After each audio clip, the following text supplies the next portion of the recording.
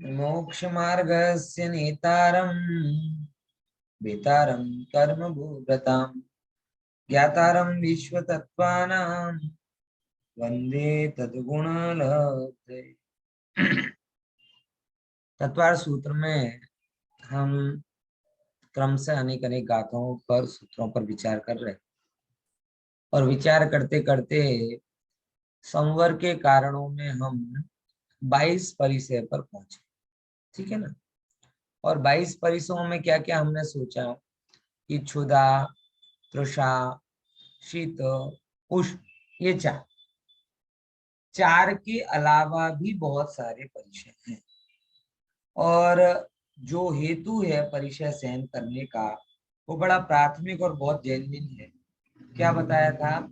आगे की तैयारी करना, अपने आप को, आत्मबल को निखारना, अपने आप को दृढ़ बनाना, पक्का बनाना मोक्ष मार्ग में, यही ये परिचय सहन करने के पीछे की आइडियोलॉजी।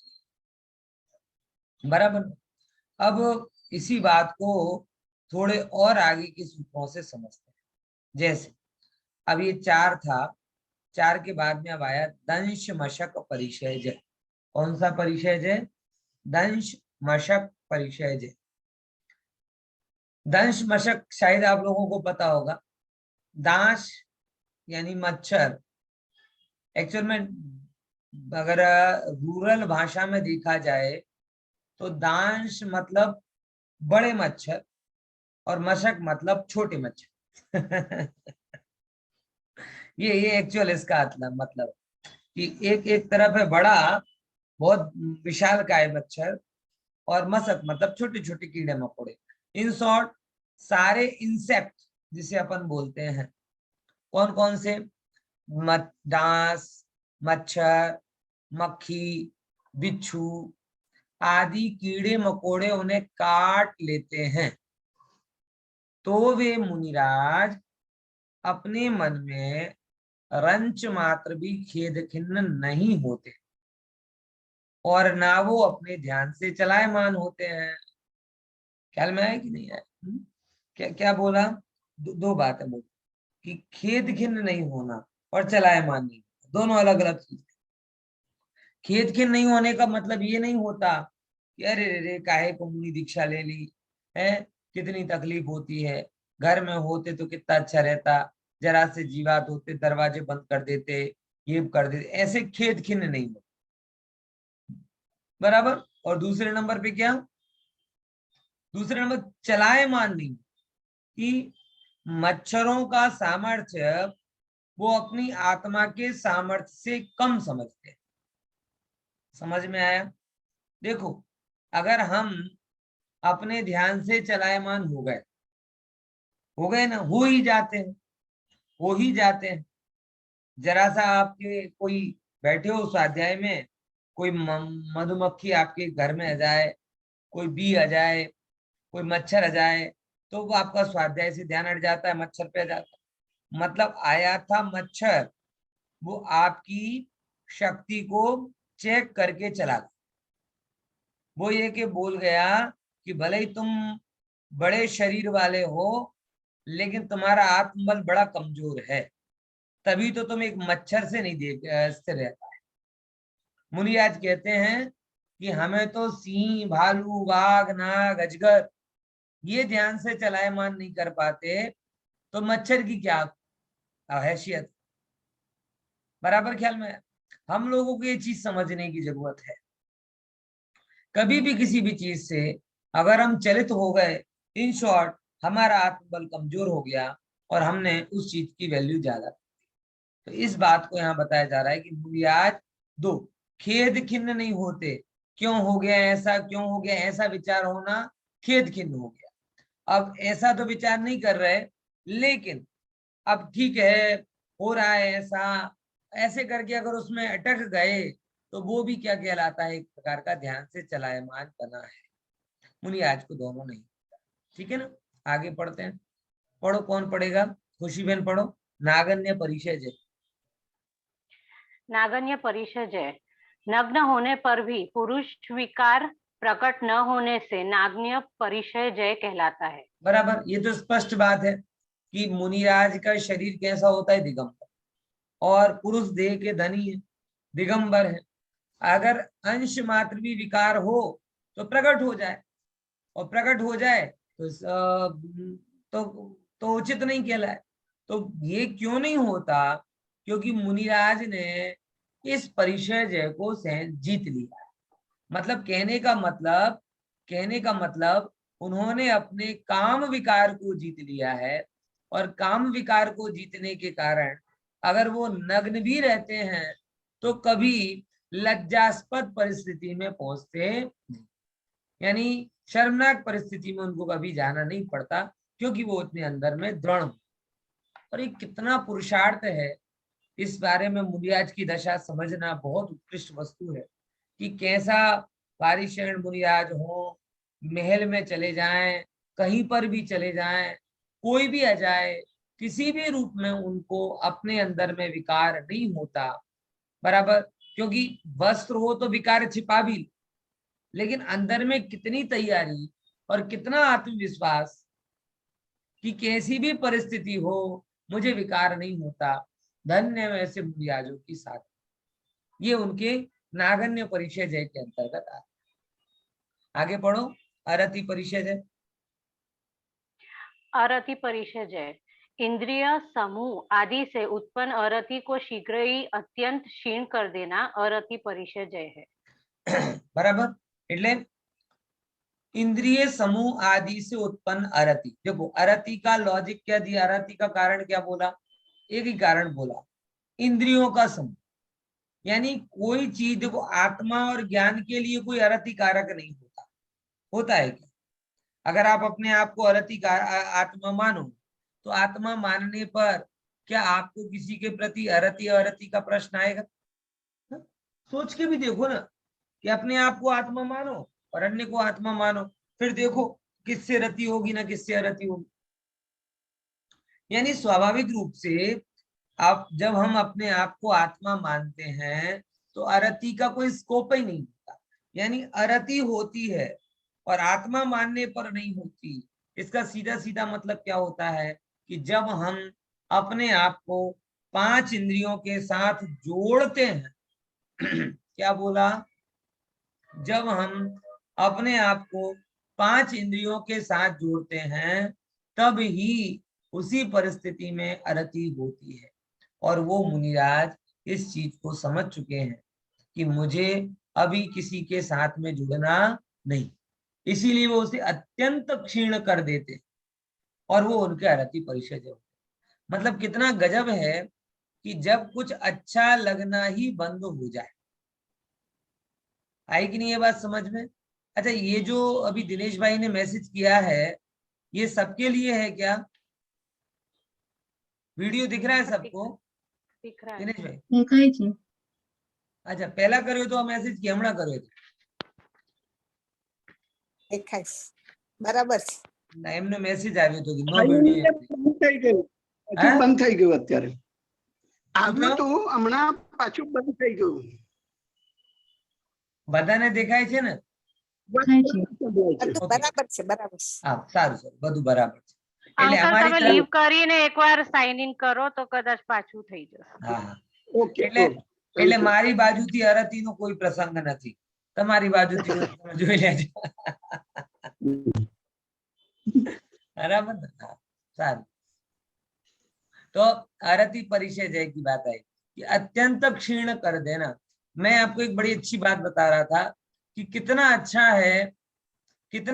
है अगर कोई किसी के प्रति अरति नहीं करता। और देखो, अगर आप अरति छोड़ना चाहते हो तो रति पहले छोड़ना पड़ेगा, समझे? आप रति नहीं छोड़ोगे तो अरति अपने आप हो जाएगी, और अगर रति छोड़ दोगे तो अरति भी छूट जाएगी। ये दोनों चीजें एक साथ हो जाएंगी तो रति अरति दोनों चले जाएंगे, और रहेंगे तो रति अरति दोनों रहेंगे। पॉइंट समझो, अगर आपको कोई चीज अच्छी लगी, अगर आपको कोई चीज अच्छी लगी तो इसका मतलब ही ये है कि दूसरी चीज अच्छी नहीं लगी। जब आप एक को सिलेक्ट करते हो इंटेंशनली तो ऑटोमेटिकली मतलब क्या हुआ कि दूसरों को आपने रिजेक्ट कर दिया। इसलिए मुनिराज सिलेक्शन और रिजेक्शन की प्रोसेस से पार आ गए। उन्हें अब ना तो कोई सिलेक्शन योग्य लगता है और ना कोई रिजेक्शन योग्य लगता है। इसीलिए सिलेक्ट का भाव अंदर में होता नहीं तो रति नहीं होती, और रिजेक्ट करने का भाव मन में होता नहीं इसीलिए अरति नहीं। तो ऐसे उनके अंदर में रति अरति ये दोनों विषयों का समूल अभाव हो गया, और जिसको ये दोनों का अभाव हो गया वो ही समत्व में स्थित हो सका। जिसको ये नहीं हुआ वो समत्व में स्थित नहीं हो पाता है। ठीक है ना। चल स्त्री परिचय।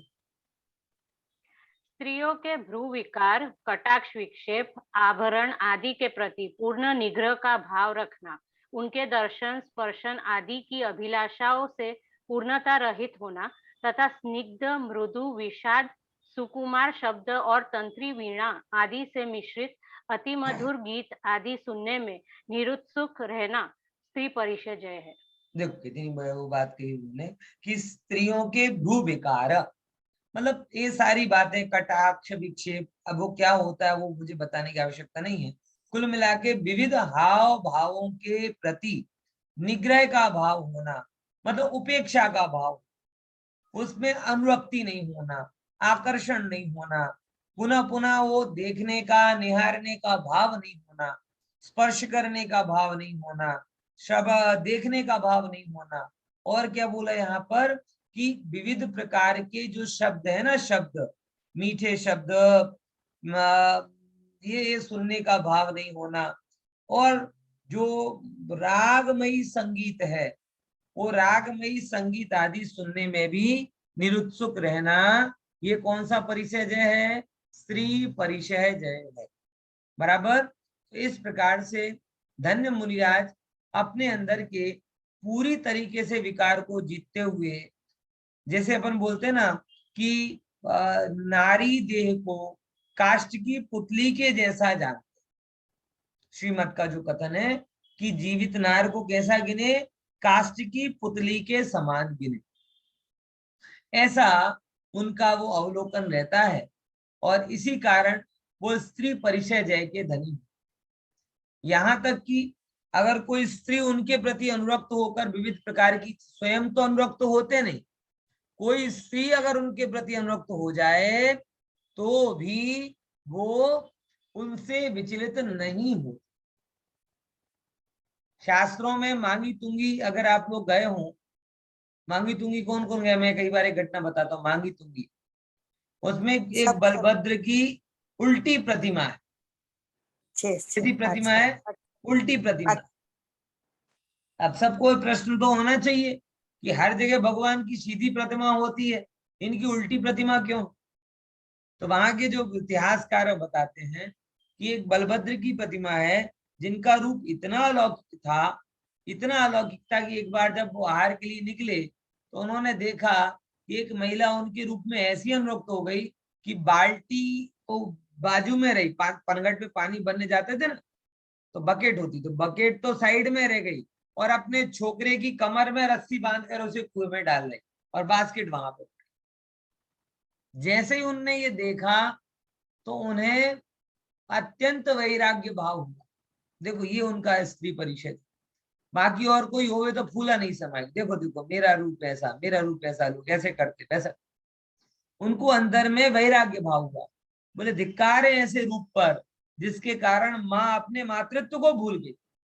उन्होंने कहा कि अगर इस रूप को दिखाने के कारण ये तकलीफ हो रही है तो मैं जिंदगी भर अपना रूप किसी को नहीं दिखाऊंगा। और वो पीट करके जगत की तरफ तपस्या करने बैठ गए और उसी दिन उन्होंने केवल ज्ञान ले लिया। ये उनका स्त्री परिचय जय का रूप कि स्वयं तो किसी की तरफ अनुरक्त होते नहीं, और अगर उन पर कोई अनुरक्त हो जाए तो भी वो अपने ध्यान से विचलित नहीं होते। ये उनके अंदर का वैराग्य है। देखो ये बात यहाँ पर है। आगे देखते हैं क्या लिखा। हाँ पढ़ो। शुद्धादि सर्व ही परिचय अरति के हेतु है, अतः अरति परिचय को पृथक ग्रहण करना व्यर्थ है। और यद्यपि शुद्धा आदि सभी परिचय अरति उत्पन्न करती है, तथापि शुद्धा आदि के न होने पर भी मोह कर्म के उदय से होने वाली संयम की अरति का संग्रह करने के लिए अरति का पृथक ग्रहण किया है, क्योंकि मोह के उदय से आकुलित चित्त वाले प्राणी के शुद्धा आदि के अभाव में भी संयम के प्रति अरति उत्पन्न होती है। देखो, अब एक बहुत बेसिक क्वेश्चन किया यहाँ पर जो जेन्युइन है कि भाई आपने सब बातें बोली बराबर है, लेकिन अल्टीमेटली क्षुधा हो, इसके अलावा फिर अपन कहें कि भूख प्यास हो, अथवा और आगे जाके बोलोगे तो बहुत सारे हैं, क्रोध आदि कोई करे, मारक आदि आवे, तो ये सब चीजें अल्टीमेटली तो अरति उत्पन्न करती हैं। और जब सब अरति उत्पन्न करती हैं तो अलग अलग नाम देने की क्या जरूरत है? पॉइंट समझ में है ना? तो यहाँ कहते एक बात सही है, एक एंगल से आपकी बात सही है कि सब चीजें अरति उत्पन्न करती हैं, तथापि क्षुधा के ना होने पर भी मोह कर्म के उदय से होने वाली संयम की अरति का संग्रह करने के लिए अरति का सेपरेट ग्रहण किया गया। मतलब क्या कि क्षुधा नहीं हो रही, बराबर, फिर भी चरित्र मोहिनी कर्म का उदय, और चरित्र मोहिनी कर्म के उदय के कारण अपनी संयम के प्रति तो अरति है, दुनिया के प्रति अरति हो चाहे ना हो, लेकिन संयम के प्रति तो अरति है ना। आप सोचो, या हम सबको सोचना चाहिए कि जैसा मन हमारा विषयों की तरफ दौड़ता है, क्या वैसा मन हमारा विषयों को छोड़ने की तरफ भी दौड़ता है? आप विचार करो, कोई एक इंद्री का विषय ना मिले तो एनी हाउ कंडीशन मुझे चाहिए और चाहिए ही। ये जो हमारी वृत्ति है, क्या आत्मानुभवन ना हो, संयम आदि ना हो, तब उसके प्रति हमें ऐसी इच्छा होती कि नहीं? तो अरति तो हमारी हो रही है, लेकिन किसके प्रति हो रही? मुनिराज की 5 इंद्रिय के विषयों की तरफ हो रही है अरति, और हमारी संयम के प्रति अरति, स्वाध्याय के प्रति अरति, बराबर, वैराग्य के प्रति अरति है। जो जो चीजें आत्म कल्याण के कारण है, सब लोगों की उनके प्रति अरति।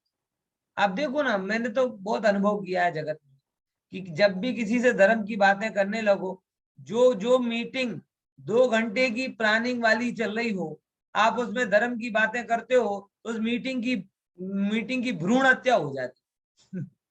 भ्रूण हत्या समझ गए ना?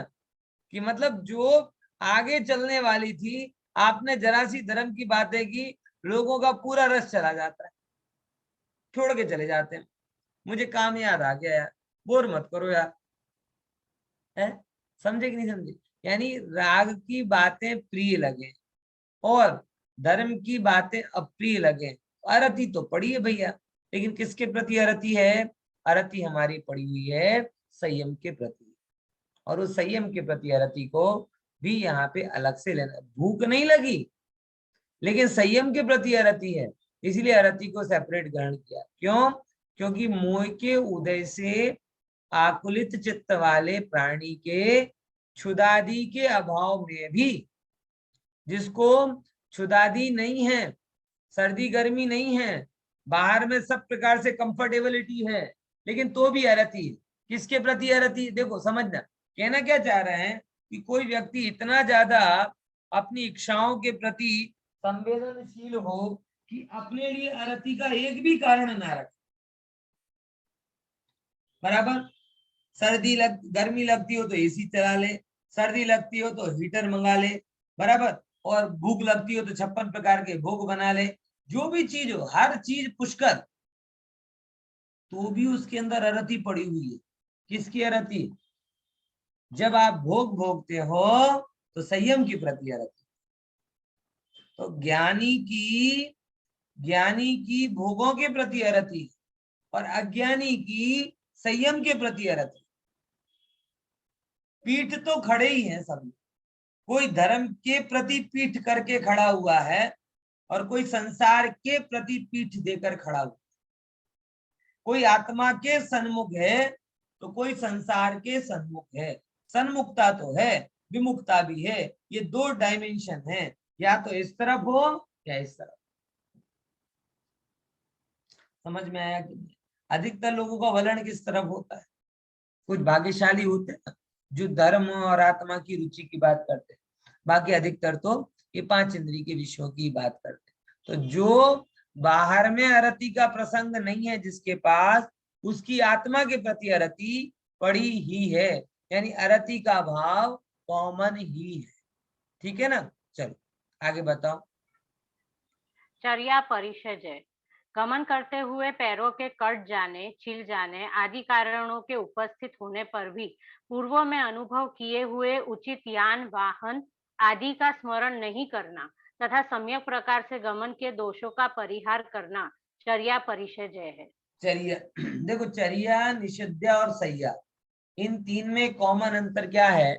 चलते समय की प्रॉब्लम्स को चर्या के द्वारा बोला जाता है, बैठे हुए की प्रॉब्लम को निषद्या के द्वारा बोला जाता है, और लेटे हुए की प्रॉब्लम को सय्या परिषजय के द्वारा सहन करते हैं। यानी चलना, बैठना और लेटना, इन तीनों में क्या क्या पॉसिबिलिटी है परिचय की, वो यहाँ बता दें।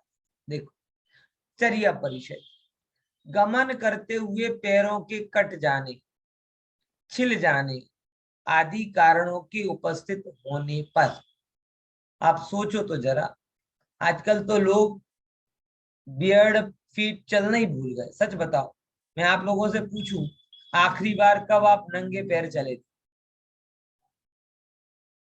हैं? पूछ लें, बताओ कोई, चलो पूछ ही लेते हैं, आखिरी बार कब चले थे? हैं? कोई क्षेत्र यात्रा वात्रा करने गए हो तो शायद, वो भी पॉसिबल नहीं होता। तो हमने तो एक नई चप्पल ले ली, स्लीपर चप्पल ले ली, सिकरजी जाने के लिए स्लीपर चप्पल ले ली, पालीताना जाने के लिए ये ले लिया, वो ले लिया। आप बताओ लास्ट टाइम आपने, शायद ही है कि आप कभी, मैं तो कई बार चलता हूँ, ऐसे कई बार चलता हूँ, थोड़ा थोड़ा तो कभी नीचे जाता हूँ चप्पल के बिना। भाई अभ्यास तो ना बुलाए कि भाई ये भी चलने की एक रीति है बराबर। और जब आप बचपन में थे, आपके बचपन में आप कितने जूते चप्पल पहनते थे? और आजकल के तो हर एक बच्चे को जूते चप्पल के बिना वो निकलता ही नहीं, चप्पल पहन। और अगर आप निकल जाओ तो अरे जूते चप्पल से बांध पाप कर दिया। जूते चप्पल ठीक है भाई, पैर कोई मोम के नहीं होते जो घुल जाएंगे, चलोगे तो भी काम करोगे, नहीं चलोगे तो भी काम करेंगे बराबर। अगर आप ज्यादा उसका यूज करोगे तो अति कोमल हो जाएंगे, नहीं करोगे तो हर परिस्थिति को सहन करने लायक हो बराबर।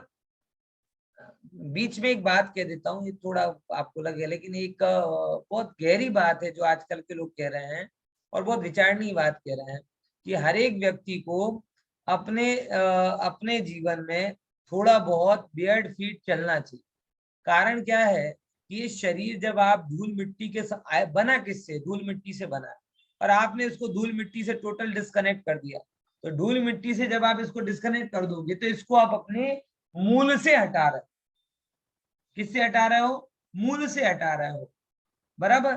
तो वो उसके अंदर की एक महत्वपूर्ण सामर्थ्य कम हो जाए बराबर। इसीलिए थोड़ा थोड़ा कभी कभार ये ऐसे चलना ही चाहिए, अच्छा रहता। बच्चों को भी ये करना चाहिए थोड़ा बहुत। खैर ये तो ठीक है, मुनिराज इसके लिए नहीं चलते, ये तो मैंने बीच में एक्स्ट्रा भाव आया तो कह दिया। कभी कभी कोई पढ़ी हुई बात होती है ना तो याद आती है तो कह देते, इसका इस विषय से कोई लेना नहीं।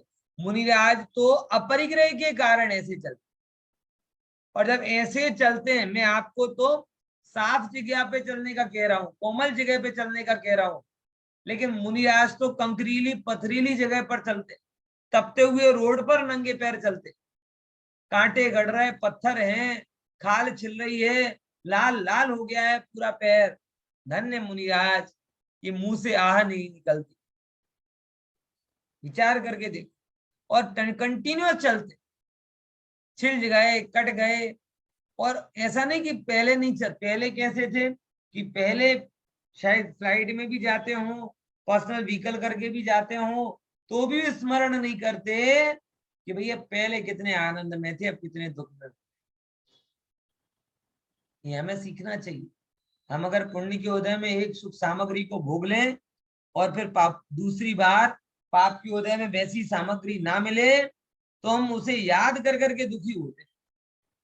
पहले कितने अच्छे थे बताओ, फ्लाइट में आना जाना होता था, अब तो ट्रेन में जाना पड़ता है। अरे भाई अभी भी ट्रेन में ही जाते हो ना, कमी क्या है, ठीक है नहीं? पहले अच्छा था। व्यक्ति एक बार हाई क्लास सामग्री भोग ले तो दूसरी बार वो उसे लो समझ नहीं आता। मुनिया जैसे नहीं होते। कल के राजकुमार, देखो चित्र भी बना हुआ है, कल के राजकुमार मुनियाज, कोमल सैया, मखमली वस्त्र, 50 सेवक, और आज के मुनियाज कठोर भूमि, कोई आजू बाजू नहीं, नंगा शरीर, कुछ भी नहीं। पहले भी आनंद में थे, भी आनंद। आपको नहीं लगता ये चमत्कार जैसे है? ये मुनिराज का चमत्कार है। बभूत निकाल देना कि ये संतति, ये कोई मुनिराज के चमत्कार नहीं है। ये इस काल में ऐसी निर्गंत चर्या का निर्दोष पालन करना, ये मुनिराज का चमत्कार है। इसीलिए हम उनके दासानुदास हैं। समझ में आया? देखो है, तो ये कहलाया कौन सा परिचय? चर्या परिचय। फिर ऐसे ही क्या बोला, पूर्व का भी याद नहीं करते है ना। और तीसरे नंबर की क्या बात बोली? गमन के दोषों का परिहार करना। गमन के दोष कौन कौन से हैं? कौन सी समिति है जाने से संबंधित है? बताओ। एरिया समिति। तो जो भी चलने के दोष हैं उन सारे दोषों का परिहार। तो तीन चीजों का विचार करते हैं आज। एक तो दोष क्या कहते हैं, कंकर पत्थर कांटों के कारण अगर पैर कट जाए तो दुखी नहीं होते, पूर्व की चीजों का याद नहीं करते, और वर्तमान में चलते टाइम पर गमन के दोषों का परिहार करते हैं। ऐसे करके वो चर्या परिषद पालन करते हैं। आगे अगला परिचय बोलो। निषद्या परिषद। जो मुनिराज किसी गुफा में, पर्वत पर व वनादिक में किसी वज्रासन आदि कठिन आसन से विराजमान होते हैं और उस समय भी अनेक उपसर्ग उन पर आ जाते हैं, तथापि वे मुनिराज अपने आसन से कभी चलायमान नहीं होते। ये भी बहुत अच्छी बात की कि गुफा में है, पर्वत पर है, जंगल में है, और किसी किसी वज्रासन आदि कठिन, वज्रासन ऐसे कोई कठिन आसन में विराजमान है। बहुत सारे आसन, पद्मासन होता है, वज्रासन होता है, वगैरह वगैरह। तो उस समय अगर कोई उनके ऊपर उपसर्ग हो जाए तो मुनिराज कैसे सूरवीर होते हैं कि छोड़ के भाग जाएंगे? वो उस समय समाधि लेकर बैठ जाएंगे। कैसा कि भाई हम तो इस साधना में हैं, हम इस साधना को छोड़ेंगे नहीं, अब देह छूट जानी हो तो छूट जाए। उपसर्ग से चलायमान नहीं होते, उपसर्ग से चलायमान नहीं होते। ये उनका कौन सा परिचय जय है? निषिद्या परिचय जय है। बराबर। तो ऐसे निषिद्या परिचय जय के धनी मुनिराज कभी भी किसी भी समय उपसर्ग से चलायमान नहीं। आगे बैठे रहते अपनी जगह। सैया परिचय जय क्या है? बोलिए। शैया परिचय। खुशी बहन, सॉरी आवाज नहीं सर, अनम्यूट था। हाँ हाँ सर स्लाइड। जो मुनि स्वाध्याय, ध्यान, योग और मार्ग का परिश्रम दूर करने के लिए युक्ति पूर्वक मुहूर्त मात्र की निद्रा का अनुभव करते हैं, बाधा विशेष के आने पर भी संयम की रक्षा करने के लिए हलन चलन नहीं करने से उसको शैया परिषजय कहते हैं। देखो अब क्या कहते हैं, एक तो यहाँ पे निद्रा का कारण बताया कि जो मुनि किसकी, बोले स्वाध्याय करते करते, ध्यान करते करते, योग और मार्ग का परिश्रम। मार्ग का परिश्रम मतलब मार्ग का परिश्रम यहाँ पे ऐसे समझना कि जब विहार करते ना तो शरीर है तो थक भी लगता है, और सब मुनिराज थोड़ी युवा होते, कुछ वृद्ध मुनिराज भी होते, और युवा में भी कोई सबका स्टेमिना एक सा हो ये कोई जरूरी नहीं ना। तो शरीर की जगह थकता ही है, तो उसके और उसकी आराम करने की पद्धति उसकी है। आत्मा के आराम करने की पद्धति ध्यान है, लेकिन शरीर को तो प्रॉपर आराम करने के लिए निद्रा आदि होती है। लेकिन हमारे जैसी नहीं होती। उनकी निद्रा कितनी होती है? अंतर्मूर्त, योग निद्रा बोलते हैं। कैसी निद्रा? योग निद्रा। अंतर्मूर्त के लिए मतलब गजब है।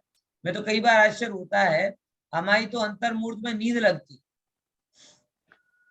है कि यहाँ करवट बदलेंगे, वहां करवट बदलेंगे, ये सोचेंगे वो सोचेंगे, तब जाके हमें अंतर। और सबसे बड़े व्हाट्सअप रखे, मोबाइल रखेंगे, उसके पहले तो नींद लगती नहीं है। हमारी तो अंतर्मूर्त में नींद लगती, और मुनिराज की अंतर्मूर्त में नींद पूरी हो जाए है।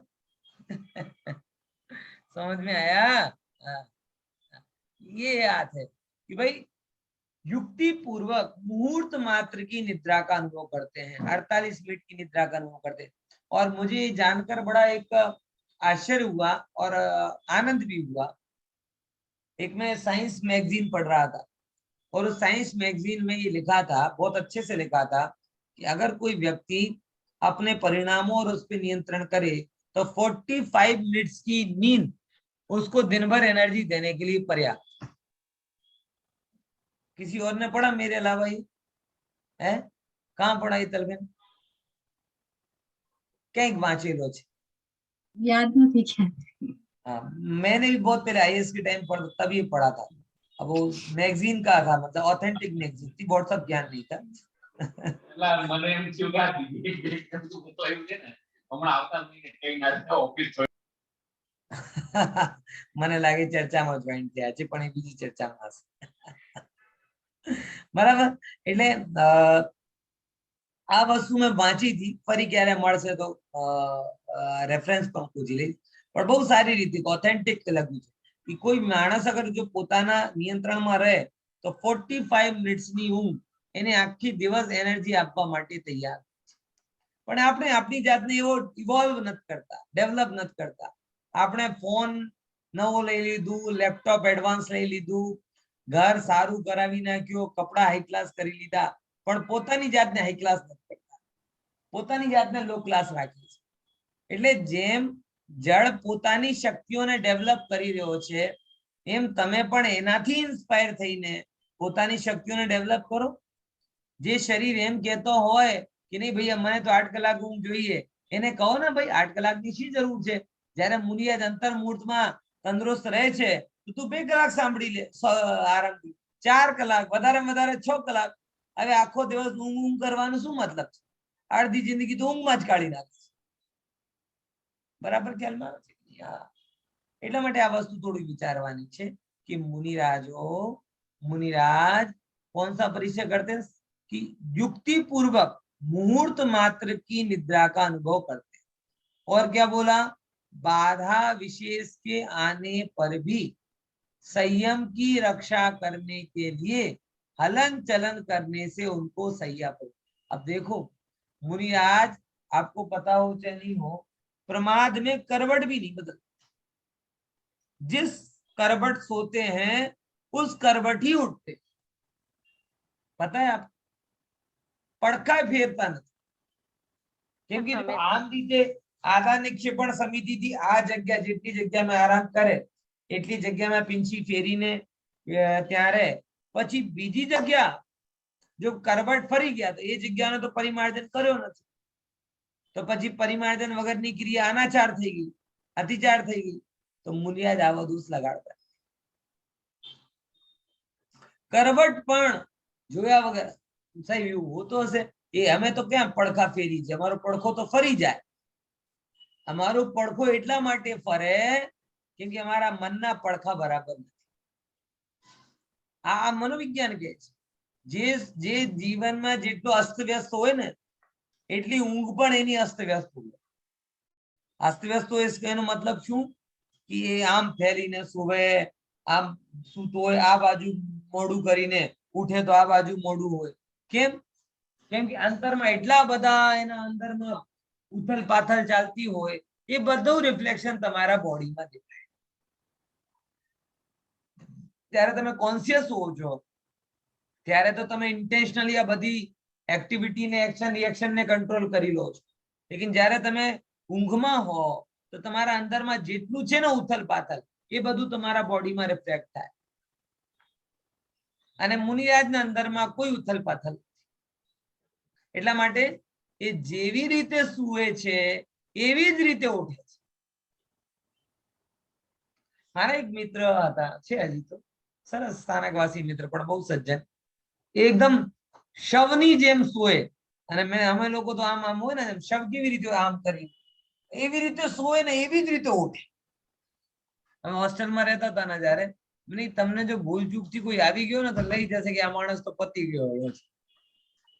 પણ ખરેખર આમ બહુ સજ્જન હતા કે ક્યારે પડખોય ના ફરે. જેવી રીતે શું એવી જ રીતે. તો એનું કારણ છે કે જેનો મન જેટલો શાંત હોય ને એ પ્રમાણમાં એની બોડી પણ શાંત થઈ જાય. તો જગતમાં સૌથી શાંત મન તો કોનો છે? મુનિરાજનો છે. એટલા માટે એ સ્વપ્નમાં પણ એમની જૈણા પલાય છે. ખબર પડે છે? जैना એટલે यत्नाचार उनका अनाचार नींद में भी नहीं होता. हमसे होश में यत्नाचार नहीं होता और वो बेहोशी में भी अनाचार नहीं करते. इतना अंतर. हमको होश में भी देख देख कर चलना पड़ता है और वो नींद में भी बिना देखे करवट नहीं लेते. धन्य मुनिराज धन्य. ऐसे जब मुनिराजों का स्वरूप समझोगे तब ख्याल में आएगा कि मुनियों की महिमा क्यों. तब ख्याल में आएगा कि गुरुदेव उन्हें हालता चालता सिद्ध केम कहता. ख्याल में आवे कि नहीं? સર, हाँ बोलो. પ્રશ્ન હતો સર, બીજી કોઈ બાધા આવે કે કઈક, જેમ કે કઈક બીજી જ બાધા આવી જાય કે કે પથ્થર જેમ ઉપર દાખલા થી તરીકે પગમાં- પાણી પડે બહુ હા, અને એ જગ્યાએ પાણી આવી જાય તો શું કરે? exactly. ત્યારે કોઈ પણ પણ જો એમાં એ બે ટાઈપની છે કે જો એમનો સમય થઈ ગયો હોય અને પરિસ્થિતિ અનુકૂળ હોય તો એ જઈ શકે છે, બરાબર. અને અને કદાચ એવું લાગે કે પરિસ્થિતિ બધી બાજુથી ભયંકર થઈ ગઈ છે, દાવાનળ લાગેલ છે. દાવાનળ એટલે શું? જંગલમાં આગ લાગી હોય તો પછી ક્યાંય ના જાય, શાંતિથી બેસીને આરામ. એટલે સિચ્યુએશન ઉપર ડિપેન્ડ.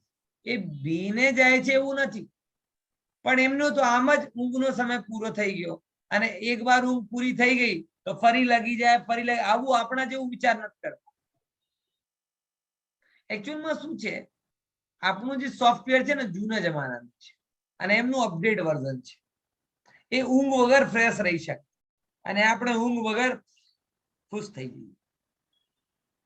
કારણ કે આપણે આનંદનો બીજો કોઈ જરિયો છે જ નહીં અને મુનિરાજને આનંદનો જરિયો ધ્યાન છે. તો ધ્યાનના લીધે એમને એટલું એનર્જી એમના અંદરમાં રહે છે કે ઊંઘ હોય તો આનંદ અને ના હોય તો આનંદ.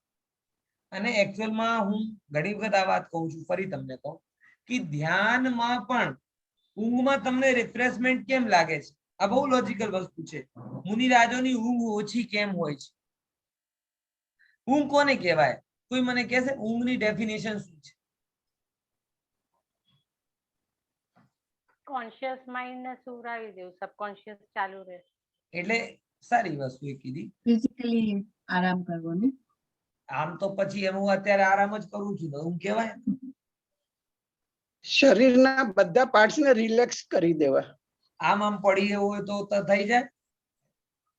જો હું તમને બહુ કન્ફ્યુઝ નહીં કરું, પણ એક ક્યુરિયોસિટી જગાવવા માટે વાત કરી હતી. એક EEG હોય છે, જેમ ECG હોય છે ને, ઇકોકાર્ડિયોગ્રામ, એમ બ્રેનની જે મળે ને એને માપવાને EEC હોય છે, ઇકોસ્પેલેફિક ગ્રામ એવું કઈ એનું નામ હોય છે, EEG હોય છે, બરાબર ને? તો એનો જે કંપન છે ને એ પર સેકન્ડ માપવામાં આવે. હાર્ટનું તમારું જે છે ને કંપન એ પર મિનિટ માપવામાં આવે, પણ એ પર સેકન્ડ. અને એમાં પછી લેવલ ડિસાઈડ કરેલા હોય, alpha level, beta level, gamma level, delta level. તો જ્યારે તમારા મગજના સંકેતો બહુ દિવસ પહેલા વાંચ્યો હતો, આઈ થિંક કઈ સંખ્યામાં ગડબડ ના હોય, પણ 12 થી ઓછા થઈ જાય, 12 થી ઓછા 12, બરાબર? ત્યારે તમે alpha level, beta level, gamma લેવલમાં પહોંચો છો. ત્યારે તમારા અંદરમાં ગામા લેવલમાં પહોંચે ને તો તમારા જે બ્રેનના સંકેતો છે ને એ 12 થી ઓછા થઈ જાય. અને જ્યારે ઓછા થવા લાગે તો તમને ઊંઘ આવે, બરાબર? થોડુંક અમુક અગર ફેક્ચ્યુઅલ મિસ્ટેક હોય તો આપણે પછી ક્યારે સમજી લઈશું. એકાદ ઓછો વધતો હશે તો સમજી લઈશું, પણ એક લેવલ છે કે આપણે જ્યારે ફિઝિકલી કામ કરીને ત્યારે આપણા બ્રેનના સંકેત 25, 30, 32 હોય અને ધીમે ધીમે ધીમે ધીમે ધીમે શું થતા જાય, ઓછા થતા જાય છે, ઓછા થતા જાય. બરાબર. તો જેવી રીતે તમે સુવો છો તો તમારા દિમાગના સંકેત 12 થી ઓછા થઈ જાય તો તમે રિલેક્સ થઈ જાઓ. એવી જ રીતે મુનિરાજ જ્યારે ધ્યાનમાં જાય છે ને ત્યારે એમના દિમાગના બધા જ સંકેતો શાંત થઈ જાય, એટલે એ ધ્યાન એમના માટે અનંત સ્ફૂર્તિદાયક થઈ જાય. બરાબર ખ્યાલમાં? વૈજ્ઞાનિક તો એમ કહે છે કે ડેલ્ટા લેવલમાં જે માણસ જતો રહ્યો એ કોમામાં જતો રહે છે, એટલે એક ઉપર આવી જાય. અને જો મારો એ માનવું છે કે જેને વૈજ્ઞાનિક ડેલ્ટા લેવલ કહે છે એ જ આત્મ ધ્યાનની સમાધિની અવસ્થા કહેવાતી. બરાબર. પણ એ છે કે ડેલ્ટા લેવલ એ એક્સિડેન્ટલી થાય છે વૈજ્ઞાનિકો માટે, અને સાધનામાં એવો લેવલ કે જ્યાં બ્રેન એકદમ એકાગ્ર થઈ જાય એ સાધના વડે થાય છે. એટલે સાધક જીવ છે એ જઈ પણ શકે ને પાછો આવી પણ શકે, અને રોગી જીવ હોય એ જાય તો પાછો આવે. પણ કહેવાનું મતલબ આટલું છે, ઘણા લોકોને એ પ્રશ્ન હોય છે કે મુનિયાજ એટલો ઓછો જાગે છે, ઓછો આરામ કરે છે, ત્યારે એટલા ફ્રેશ કેવી રીતે થાય? આટલા બધા ગ્રંથ લખવું ને આ બધું કેવી રીતે થાય? આ કારણથી થાય કે એમની પાસે અલ્ટરનેટિવ સોર્સ ઓફ રિફ્રેશમેન્ટ છે, એટલે ભગવાન આત્મા. અને આપણી પાસે કઈ છે જ નહીં. આપણે તો બધી કઈ થાકી ગયા હુઈ જાઓ, થાકી ગયા હુઈ જાઓ, બીજું કઈ આવડે છે આપણે? બોલો. આપણે જે ડીપ સ્લીપ કે ઈ જ હશે ને મુનિરાજ નું, કારણ કે આપણી ડીપ સ્લીપ તો ઘણી ઓછી હોય છે. હા, બની શકે. એટલે એ જ કહું ને કે એ એમનું સાધના વડે બધું એ કરે, એટલે અલ્પ સમયમાં એ મેક્સિમમ રિઝલ્ટ લે. અને હું તો એમ કહું કે નીંદ ના પણ લે ને તો પણ એ ધ્યાનમાં જ્યારે જ્યારે જાય ત્યારે એમની એ દશા જેવી આપણે નીંદમાં હોય એવી જ હોય. જાગૃત નીંદ છે આ. એટલે હું શું કહું છું, ધ્યાન શું છે? કોન્શિયસ સ્લીપનેસ. અને સ્લીપિંગ શું છે? અનકોન્શિયસલી મેડિટેશન. અગર આપ જો તમે આ ઈઈજી ના પેરામીટર થી વાત કરો તો એ વસ્તુ તમને ઘટિત થશે. બરાબર ખ્યાલમાં આવે છે? ચલો, તો એ પ્રમાણે એમને ઊંઘથી પણ કઈ આવતું નથી. આગળનું વાંચન કરો.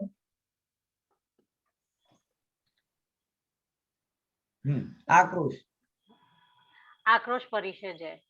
चांडाल, शत्रु, दुरात्मा आदि के अपमानजनक और गाली गलौज आदि के शब्दों को सुनकर भी मन वचन काय की शुद्धता पूर्वक उनको सहन करना, उनको सुनकर कभी किसी प्रकार का संक्लेश नहीं करना आक्रोश परिषद है।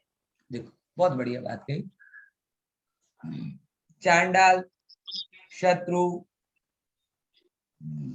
दुरात्मा आदि के अपमानजनक, कोई चांडाल आवे અને મુનિયાજને કંઈ પણ બોલીને જતો રહે, કોઈ પૂર્વ પર્યાયનો શત્રુ આવે અને મુનિયાજને કહીને જાય, દુરાત્મા આવે જેને મુનિયાજનું જ્ઞાન જ્ઞાન ગમતું ના હોય, એ બધાના અપમાનજનક. એટલે સમજો એવું નથી કે બધા મુનિયાજોનો વખાણ જ કરતા.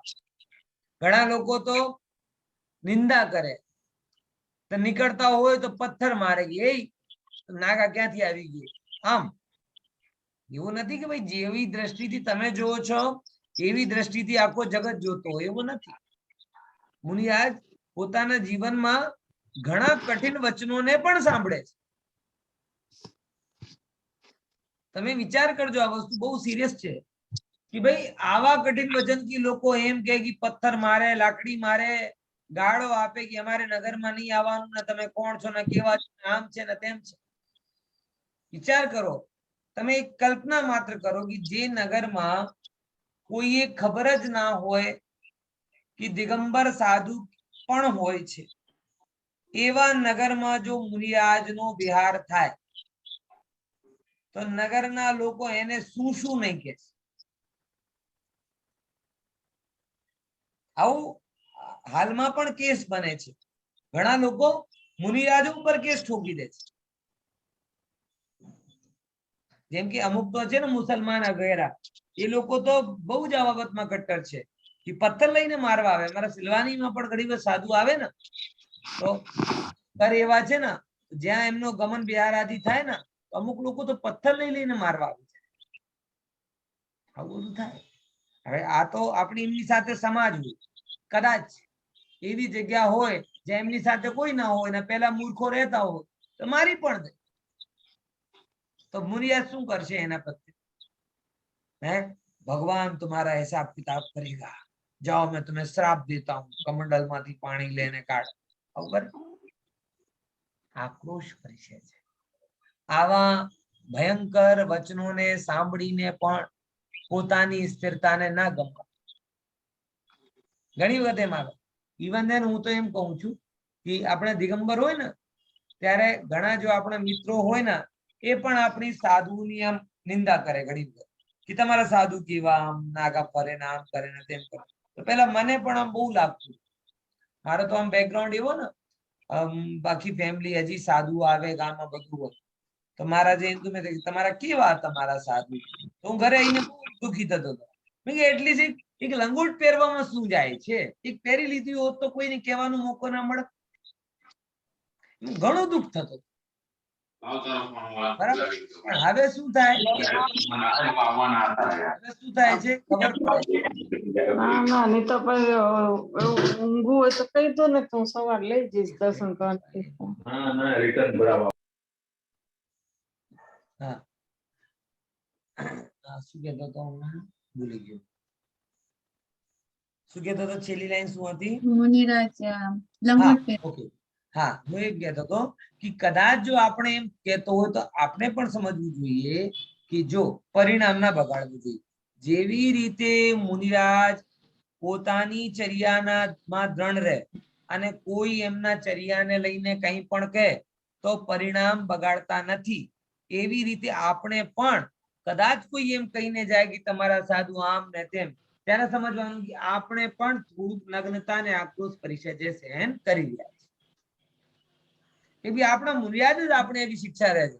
એવું નથી કહેવાનું કે તું હોય છે કોણ ને આમ છે તેમ. પરિણામમાં સ્થિરતા રાખવાની, ખબર રાખવાની કે અજ્ઞાનીને ખબર પડતી નથી એટલા માટે એવું વાત કરે છે. બીજી શું આશ્ચર્યની વાત?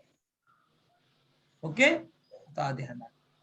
આવા કોઈ વચનો કહીને જાય તો પણ મુનિયા શાંતિ રાખે, મન વચન કાયા કી શુદ્ધતા પૂર્વક એમને સહન કરે અને કોઈ પણ જાતનો સંક્લેશ એમાં કરતા નથી. ચલો, વધ પરિષદ કોને કહેવાય?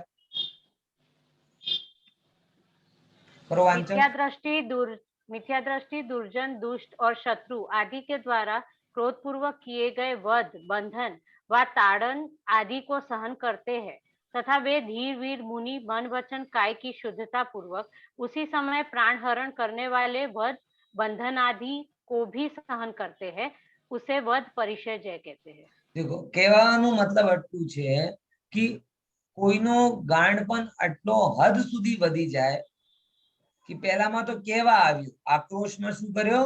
કેવા આવ્યું. અને વધમાં શું કરે? કે નહીં એકલો, સીધું મારવા આવી જાય. તલવારથી ઘા કરે, બાણથી પ્રહાર કરે, અગ્નિ જલાવી દે તમારે ચારે બાજુ. તો પણ એવા મરણિયા દુઃખના સમયમાં પણ મુનિરાજો પોતાની સાધનાથી ચૂકતા નથી. બરાબર ખ્યાલમાં આવે? એને કહેવાય વધ પરિચય જય. ઠીક છે ને? નથી લાગતો ચમત્કાર જેવો? આવું પણ હોઈ શકે કે કોઈ કહીને જાય ને બગાડ નહીં કરવાનું, આ ત્યાં સુધી તો સારું, પણ સીધો મારી જાય, પ્રાણ હરણ કરવા વાળો દુઃખ સંકટ આપી જાય તો પણ બોલે હા ભાઈ આવું જ છે. પછી આગળ વાંચો, याचना परिचय है। जो मुनि सैकड़ों व्याधि और क्लेशों के हो जाने पर भी तथा अनेक उपवासों के बाद पालना करने पर भी कभी जल व औषधि आदि की याचना नहीं करते हैं, उसको याचना परिचय कहते हैं. जो હવે કેવું સરસ વાત છે. મુનિરાજ, દિગંબર મુનિરાજ અને શ્વેતાંબર પરંપરામાં ફંડામેન્ટલ અંતર છે કે શ્વેતાંબર પરંપરામાં એક ગોચરી ઓરવા માટે નીકળે એટલે એક જાતની કે શું હોય યાચના, અને દિગંબર પરંપરામાં સિંહ વૃત્તિ કહેવાય. એટલે યાચના નથી કરતા, આ મુદ્રા બનાવીને નીકળે છે. અમારી શરતો ઉપર તમે હાર આપવા માટે તૈયાર હો તો અમે હાર કરીશું. કરોડો ઉપવાસ, કેટલું ઉપવાસ કરે અને તોય આહાર ના મળે તો મને આહાર આપી દો, આવી રીતે આપો, ડાયરેક્ટલી કઈ માંગે, ઇનડાયરેક્ટલી કઈ માંગે, આવું મુનિયાજ કરતા નથી. ધન માંગે, વસ્તુ માંગે, કોઈ પણ વસ્તુની મુનિયાજ યાચના કરતા. અરે કઈ માંગવું નથી માટે તો વસ્ત્ર છોડી દીધા, અને વસ્ત્ર છોડીને પણ માંગે તો મુનિ પણ ક્યાં? मुनिराज वस्त्र को क्यों छोड़ देते हैं? क्योंकि वस्त्र खुद तो रखेंगे नहीं, खुद बनाएंगे भी नहीं, तो वस्त्र होंगे तो जीर्ण शीर्ण होंगे, फटेंगे, गंदे होंगे, तो कहीं ना कहीं आपको क्या करनी पड़ेगी? एक जाति की याचना करनी पड़ेगी कि वस्त्र दो, फिर फट जाए तो सिलने के साधन दो, फिर गंदे हो जाए तो धोने के साधन दो। गृहस्थ के जैसी गृहस्थी तो है नहीं, है? दीपक नहीं जलाएंगे, क्यों? वो भी मांगना पड़े, उनके पास तो कुछ है ही नहीं, तो उन्होंने अयाचक भाव धारण कर कि हमें कुछ भी नहीं चाहिए, और जिस जिस चीज के लिए हमें जरूरत पड़े दूसरे की, मांगना पड़े, वो काम ही नहीं करना। घर छोड़ दिया, जंगलों में रहते, वो तो किसी से मांगने नहीं जाना है। अंधेरे में कोई काम नहीं करते, प्रकाश की जरूरत, पैर कपड़े छोड़ दिए, चप्पल जूते छोड़ दिए, है पिछी कमंडल तो पैसा छोड़ दिया, कुछ है ही नहीं, जरूरत ही नहीं। आहार है वो भी जाते हैं अपनी शर्त पर, मिल गया तो ठीक, नहीं मिले तो कोई दिक्कत नहीं। समझ में आया कि नहीं? ये याचना परिषद, बराबर। आगे पर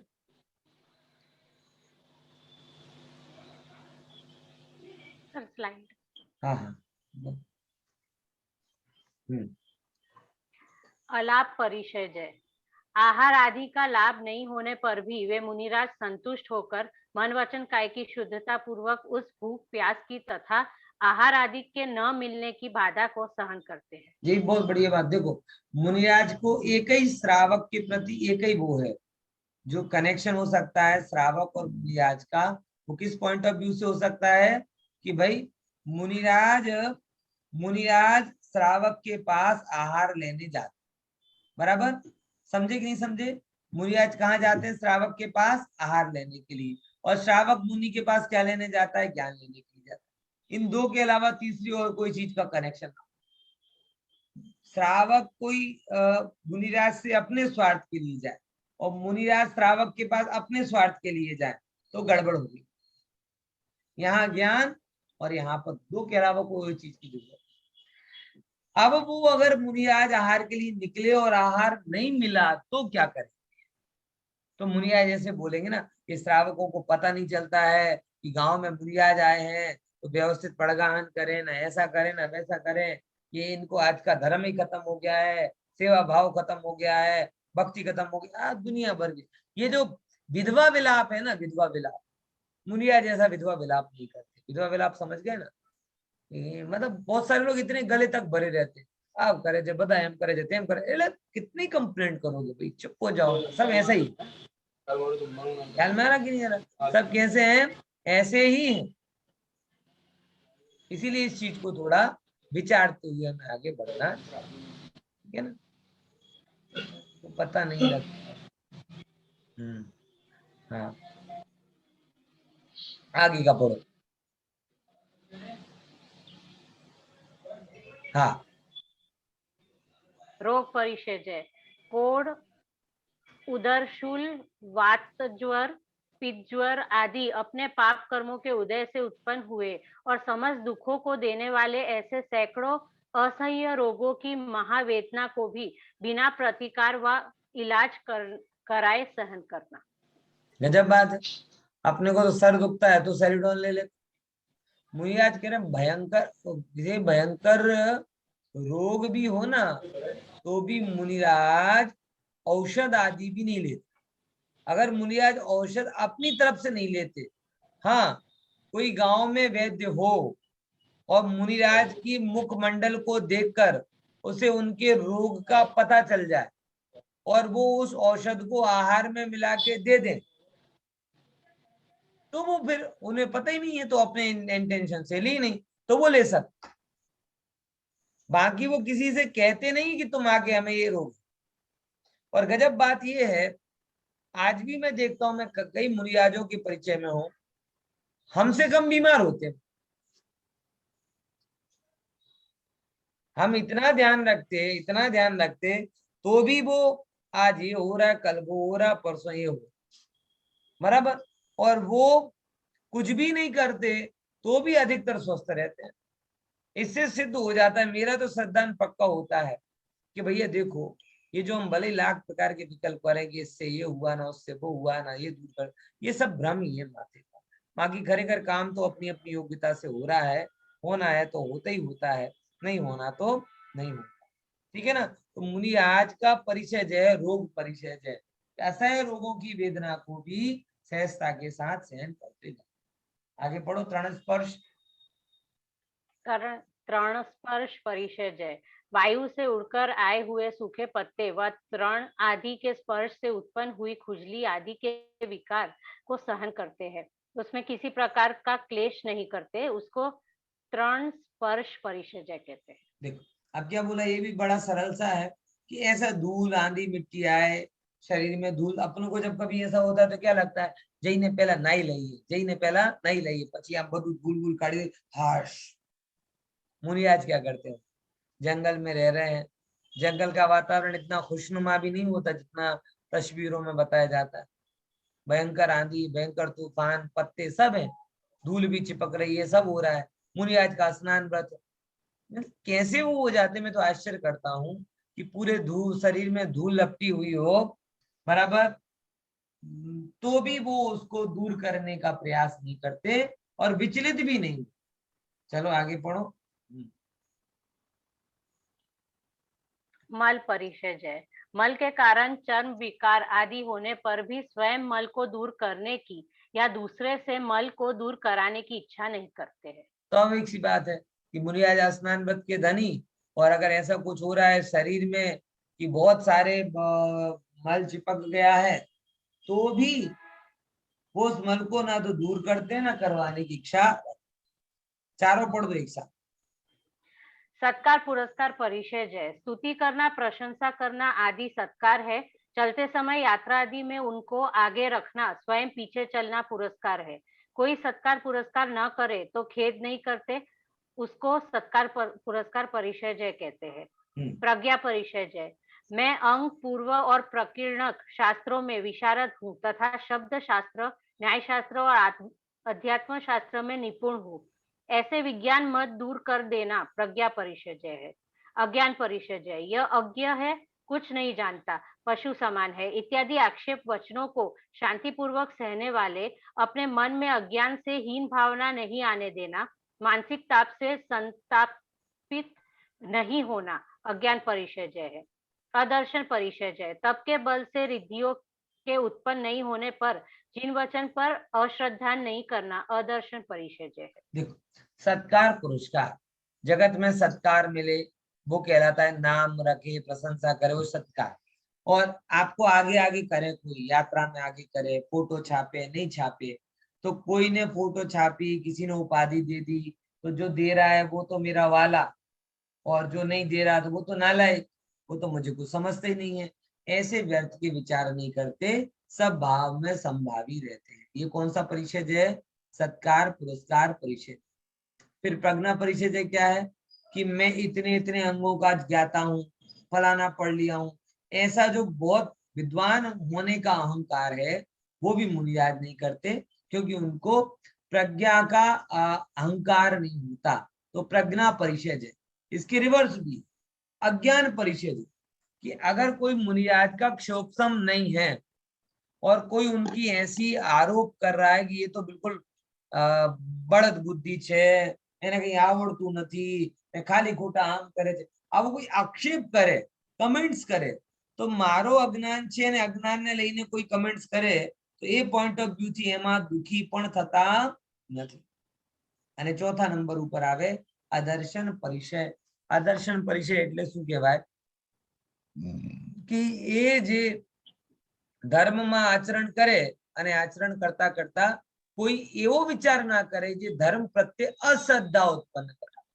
दाखला तरीके शास्त्रों में ऐसे कहते हैं तप के प्रभाव से रिद्धियां आती, और कोई बहुत तप पालन करे और रिद्धियां प्रकट ना हो तो मन में ऐसा विचार नहीं आता, तो शास्त्रों में फालतू लिखा है, रिद्धि विद्धि कुछ नहीं होता है। तो ऐसा जो विचार उनके मन में कभी नहीं आता है, ये कौन सा तप है? ये उनका अदर्शन परिचय। इस प्रकार से मुनि आज 22 परिश्रमों को सहन करते हैं। विस्तार चर्चा पर बात करें। जय जिनेन्द्र। જય જિનેન્દ્ર जय जिनेन्द्र। જય જિનેન્દ્ર।